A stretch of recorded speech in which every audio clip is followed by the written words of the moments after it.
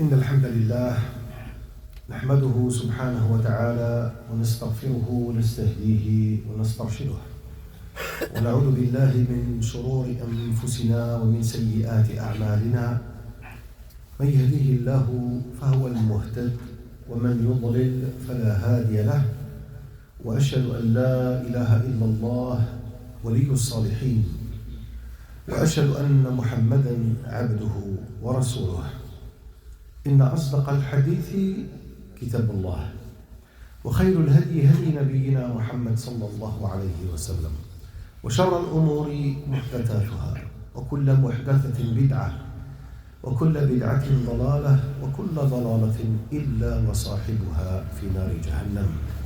الحمد لله الذي خلق فسوى وقدر فهدى والصلاة والسلام على نبي الهدى اللهم صل وسلم وبارك على محمد وعلى آل محمد كما باركت على إبراهيم وعلى آل إبراهيم في العالمين إنك حميد مجيد. الفلاح فهو مطلب العاملين. La réussite est ce que chaque personne œuvrant dans le bon sens et dans le bien espère avoir. الفلاح مطلب العاملين وقد رتبه الله سبحانه وتعالى. Allah il l'a mis dans un rang على تزكية النفس وتطهيرها من كل دنس يصيبها. يقول المولى جل وعلا في محكم التنزيل: أعوذ بالله من الشيطان الرجيم قد أفلح من تزكى. Réussit certes celui qui se purifie. Là ici Allah subhanahu wa ta'ala il parle d'une purification, c'est celle de l'âme. Le fait de se purifier, c'est le fait de savoir qu'il y a un déficit quelque part. Si tu connais ce déficit et tu arrives à le recenser, c'est que tu es dans une droiture divine où il y a la bénédiction de Dieu qui va s'abattre sur toi. Walhamdulillah. ويقول أيضا قد أفلح من زكاها وقد خاب من دساها. Allah subhanahu wa ta'ala dit réussit certes celui qui la purifie. Et juste après, qu'est-ce qu'il dit? Et a perdu, certes, celui qui la corrompt. Un nefs, tu peux la corrompre avec ce que tu veux. إن كانت مميلة للدنيا متبعة لشهواتها فأنت عبد لها. Si elle est dans ses passions nefs, et elle est dans tout ce que tu veux qui l'attire vers le bas, elle ne cherche que ça. Voulant s'extirper de cela, voulant être meilleur, Allah subhanahu wa ta'ala dit وَقَدْ أَفْلَحَ مَنْ زَكَّاهَا.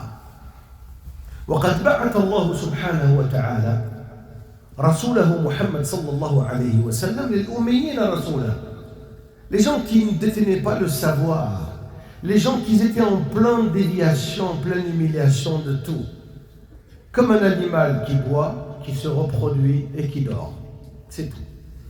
Allah subhanahu wa ta'ala il envoya l'ange Gabriel sur la poitrine du prophète sallallahu alayhi wa sallam, donnant ces versets qui viennent à Surat Al-Jumu'ah, verset 2. Écoutez attentivement ce que Dieu subhanahu wa ta'ala dit et préconise à la communauté de Muhammad sallallahu alayhi wa sallam. يقول الله سبحانه وتعالى هو الذي بعث في الأميين رسولا. Donc il envoya Muhammad sallallahu alayhi wa sallam Rasulan minhum, parmi eux. C'est quand même le comble de l'histoire, c'est qu'il envoie une personne de la communauté et qu'il la fait sortir. Une personne pieuse, une personne véridique, une personne qu'avant la venue de l'islam, les gens disaient de lui As-Saduq, As-Saduq, celui qui ne disait jamais aucun mensonge, toujours dans la lignée du bien contre celle du mal. Allah dit هو الذي بعث في الأميين رسولا منهم يتلو عليهم آياته ويزكيهم et réciter les versets sur eux, et ça les purifiait de l'intériorité. T'écoutes un verset? Ce n'est pas une écoute avec le sens de l'ouïe, c'est une écoute profonde avec le cœur. Qu'est-ce qu'elle va me changer quand j'écoute un verset? Qu'est-ce qu'il va me donner comme transformation? Pour que je puisse me transformer, me réformer, il faut que je le comprenne dans sa profondeur. Min anfusihim yatlu alayhim ayatihim wa yuzakkihim wa yu'allimuhum al-kitaba wal-hikma. Il a reprend le livre. Qui va avec le livre, c'est la sagesse. Subhanallah. Yu'allimuhum al-kitab, le livre, wal-hikma, avec la sagesse. Un livre, quand tu le détiens au plus profond de ta poitrine, tu le récites et tu le lis, et c'est louable et c'est bénéfique, mais tu n'as aucune sagesse qui va avec. Tu apportes du mal ici au livre que tu es en train de lire. Parce qu'un livre bien lu, c'est un livre qui a été compris. يعلمهم الكتاب والحكمة. الكتاب كتاب الله يمشي بالحكمة. Quand tu écoutes la brutalité du Coran, dans l'état brut du Coran, تستخلص منه, tu en tires quelques conclusions. La première, dans sa brutalité, il y a l'exégèse qui va avec, tafsir qui va avec. C'est tafsir qui va te donner l'énoncé exact pourquoi il a été révélé, sur qui et comment. Parce que des fois, on fait une traduction succincte de l'arabe au français. Et c'est pas ce que ça veut dire. Donc, يعلم الكتاب والحكمة. إذا كنت تقرأ علي القرآن، شوف الله عز وجل عندما يقول وأمر, ordonne ta famille ou tes proches ou ta femme الصلاة. أمرها بالصلاة. مش مشكلة. S'il n'y a pas cette stabilité, cet équilibre qui vient wastabir alayha, c'est-à-dire sois endurant. Tu veux qu'elle prie? Tu veux? Oui, d'accord. Sois endurant, sois patient. Et dans la patience et dans l'endurance, il y a kalam, fihi kalam. Il y a une douceur verbale qui vient s'ajouter au livre. Il y a une douceur verbale où tu dis, hey, j'ai envie d'écouter.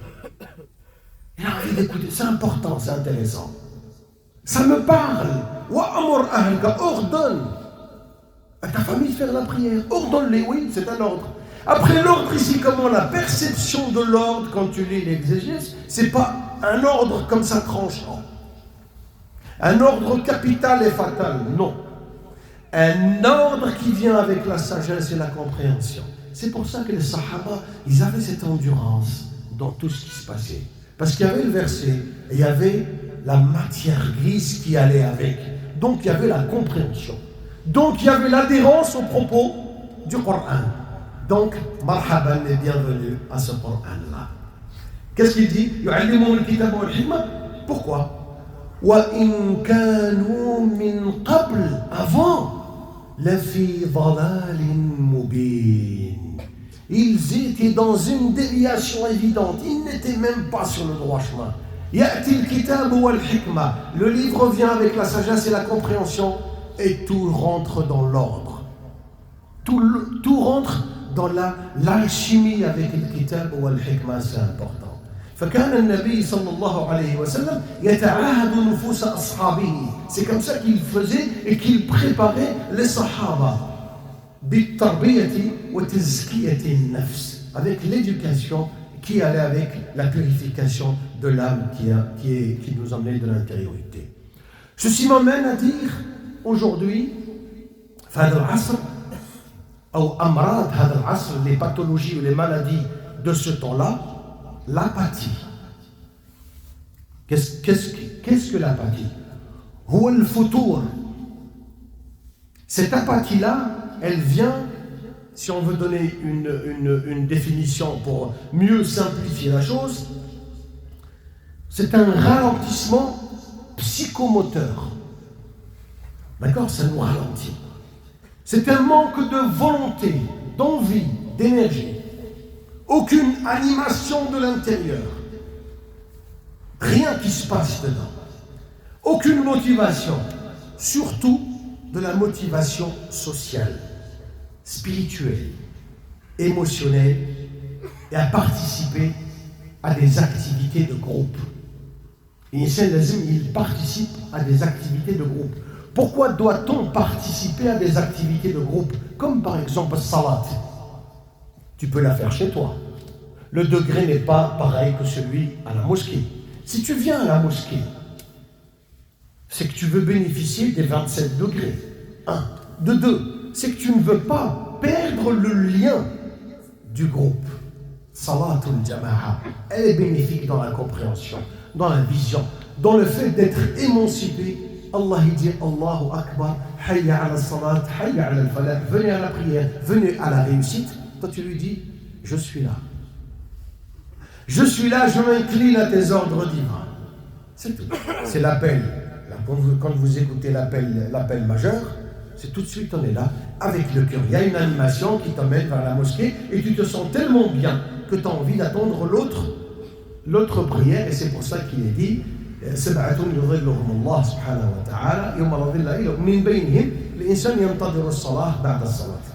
أقول قولي هذا أستغفر الله لي ولكم. أستغفر الله لي. الحمد لله والصلاة والسلام على رسول الله. Afin de pouvoir lutter contre cette apathie, afin de pouvoir lutter contre ce manque de motivation, contre le fait de ne pas être motivé, j'ai la flemme, je suis fatigué.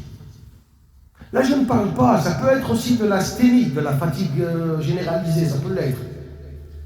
Généralement, quand on sort d'un trauma, on n'est pas bien, c'est là où on s'éloigne un peu.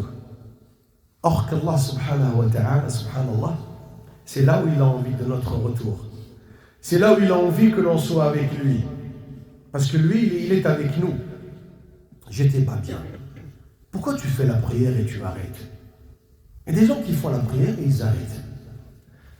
Parce qu'ils ne se sont jamais posé une question, pourquoi je commence la prière? Pour qui je la fais? Quel intérêt ai-je à faire la prière? Et quand ils s'arrêtent, ils ne se posent aucune question. Jusqu'à un jour, il se dit, ouais, t'as vu, mais j'ai envie de... Tiens, Karim, il part à la mosquée, moi, ça ne se fait pas, je suis là et tout. Allez, vas-y, je pars avec lui. Tu pars avec lui, c'est bien. Comme conclusion, c'est quoi? Ouais, j'ai la foi. La foi, ça augmente et ça diminue. Tu peux l'augmenter comme toi tu veux, tu as un curseur. Hein. Les adorations, tu les multiplies, tu montes. Tu fais pas beaucoup d'adorations, tu descends. Tu apprends des choses, tu montes. Tu ignores des choses, tu descends. Et c'est pour ça qu'il est dit entretenir le savoir et la connaissance. Parce qu'une ignorance entretenue, on doit entretenir le savoir. Une ignorance entretenue est une foi affaiblie. Si tu veux que la foi s'affaiblisse, n'apprends rien. Tous les jours, je n'ai pas appris un verset. Tous les jours que Dieu fait, je dois apprendre au moins un mot, un verset. Tu t'imagines, il y a 365 jours dans l'année. 365 versets que je dois apprendre. Mais avec amour. Il y a quelque chose de l'intérieur qui m'anime et qui me dit Bismillah, vas-y. Bismillah, le Coran, c'est pas uniquement Ramadan. Vas-y, je suis là. Bismillah. Donc, pour pouvoir lutter contre cette apathie-là, باش نحاربوا هذا الفتور نفهموا بعض الأمور. Il faut que l'on comprenne quelques éléments. Le premier élément هو المداومة على صلوات النوافل أو على صلاة النوافل والحرص عليها. C'est-à-dire avoir une ligne de continuité sur toutes les salades surérogatoires. Et là, je m'interroge. Je sais que vous venez à la mosquée, je viens avec vous à la mosquée. On se croise à la mosquée, il n'y a aucun problème. On vient accomplir avec brio les 5 prières. Mais ce qui est beau et plus intéressant que cela, c'est ce que tu fais en abstrait, personne ne peut voir. C'est ce que je fais en cachette, personne ne peut voir. Il n'y a qu'Allah Azza wa Jal. Parle-moi de cela. C'est pour ça qu'il est dit Salat al-Nawafil. Tu vois le nafila par exemple. Le nafila, c'est le siyam. Siyam, tout le mois de Ramadan, nous sommes, il n'y a pas de problème. Mais le lundi et le jeudi, Le 13 comme aujourd'hui, et samedi, dimanche, le 14 et le 15, on ne les fait pas. Pourquoi? C'est pas sur la consigne du prophète sallallahu alayhi wa sallam. En disant un des sahaba, allamani ou amarani khalili. Khalili, c'est celui qui m'aime beaucoup et je l'aime beaucoup. On appelle ça Khalil. Et il lui a dit de faire as-siyam min kulli shahr 3 jours. Une consigne qu'il a donnée à son ami qu'il aime beaucoup. Le prophète il a donné, je vais le faire. Ça c'est surérogatoire, personne ne doit savoir. C'est ça qui est beau. La magie, la philosophie de din, فلسفة الدين أن الإنسان يقوم بأعمال لا يعلمها إلا الحي الذي لا يموت. Tu fais des choses, il n'y a personne qui peut être au courant, à part le divin, subhanahu wa ta'ala. Donc, al-muwadhaba ala salawatin nawafil. Avoir une stabilité, une constante sur les salats surérogatoires. 2 unités, c'est pas grave. Une page de Coran par jour, oui, mais je ne sais pas lire l'arabe. Lis-le en français, frère. Ceci ne m'empêche pas d'apprendre l'arabe. Mais lis en français. Regarde l'effort que tu fais sur toi. Une page par jour, amplement suffisant pour toi. Là, au départ, tu n'y es pas du tout. Pour être et pour exister, une page. Oui, mais des fois, j'ai envie de lire 4 ou 5 pages. Une seule page. C'est comme ça que tu éduques ton nefs. Le jour où tu lui diras 5 pages, elle va exécuter. Parce que le jour qu'elle veut, elle, non. C'est quand toi, tu veux. Tu as la maîtrise et tu commences à la chapeauter, donc tu as compris que nefs, elle ne fait pas de toi ce qu'elle veut. النفس تبكي على الدنيا وقد علمت أن السلامة منها ترك ما فيها لا دار للمرء بعد الموت إلا الدار التي كان قبل الموت يشريها إن بناها بخير طاب مسكنه وإن بناها بشر خاب بنيها من يريد الفردوس بركعات من الليل يشريها الله يجعلنا في الفردوس الأعلى اللي يحب الفردوس le haut rang du paradis céleste ركعات من الليل في الليل يحييها. Il reste vivant comme ça, Allahu Akbar, à faire 2 unités, 4 unités. Ça c'est le summum de la spiritualité, de toute sa compréhension. Quand il s'agit d'une salade surérogatoire. 2e élément, الحرص على الصحبة الصالحة. Faire attention sur la compagnie. Il faut qu'elle soit bonne, ta compagnie. الإنسان الذي لا يذكرني بالله, celui qui ne me fait pas rappeler Allah, celui qui part à la mosquée qui ne me prend pas avec lui, celui qui n'est pas intéressé par le din, ana moi perso, je fais quoi avec, frère? Je suis dans une perdition. Si je vais encore m'attarder à tourner et à discuter avec les gens qui sont dans la perdition, comment vais-je évoluer demain? Mon but c'est que je sois aujourd'hui meilleur qu'hier et demain meilleur qu'aujourd'hui. C'est ça le but de chaque personne. كل يوم الإنسان يزيد حاجة فحاجة شيئا فشيئا piano doucement mais tous les jours, puisque le prophète sallallahu alayhi wa sallam, quand Aïcha alayha ridwan, son épouse, lui pose la question, قال لي يا رسول الله وش يحب الله أي أعمالي أحب إلى الله, qu'est-ce qu'il aime le plus Allah azza wa jalla, qu'est-ce qu'il lui dit? قال الله سبحانه وتعالى يحب العمل أدومه وإن قل. أدومه, c'est dans une ligne de continuité, tous les jours. وَإِنْ قَلْ, même s'il est minime, c'est pas grave. Mais tous les jours, une page de Coran me suffit amplement. Et elle donne une stabilité et un équilibre à ma foi. Bien sûr, le rendant meilleur et fructueux. 3e élément, le dernier. الحرص على الدعاء. الدعاء عند الترمذي. الدعاء هو العبادة. الدعاء c'est lui l'adoration. وفيه الدعاء نوعان. دعاء طلب ودعاء ثناء. Quand tu mets l'éloge d'Allah Azza wa Jal, ou دعاء الطلب, la demande, quand tu demandes à Allah, quand tu t'éloignes de lui et tu lui dis Dieu, je suis là, je reviens. Assiste-moi dans mes peines, assiste-moi dans ce retour imminent vers toi. Parce que sans toi, je n'y suis plus. Sans toi, je suis perdu. Tu es ma boussole, ya Allah. Montre-moi le tariq al-mustaqim. Allah, tu viens, tu ressens, subhanallah, l'assistance de Dieu qui vient t'assister. Tu t'éloignes de Dieu, tu as fait n'importe quoi. Ça arrive à tout le monde. Le meilleur, c'est celui qui sait revenir. Parce que des fois, tu pars, tu ne peux plus revenir. Shahawat al-dunya, elle t'a attiré, elle t'a absorbé. Tu ne peux plus revenir au droit chemin. Mais celui qui s'attarde et qui s'éloigne et qui dévie et qui revient, c'est celui qu'Allah il aime. C'est celui qu'Allah il aime. Il est revenu à lui et lui dit, je suis là. Je manifeste mon amour à toi, Dieu. Assiste-moi. Assiste-moi pour que je ne puisse jamais arrêter la prière.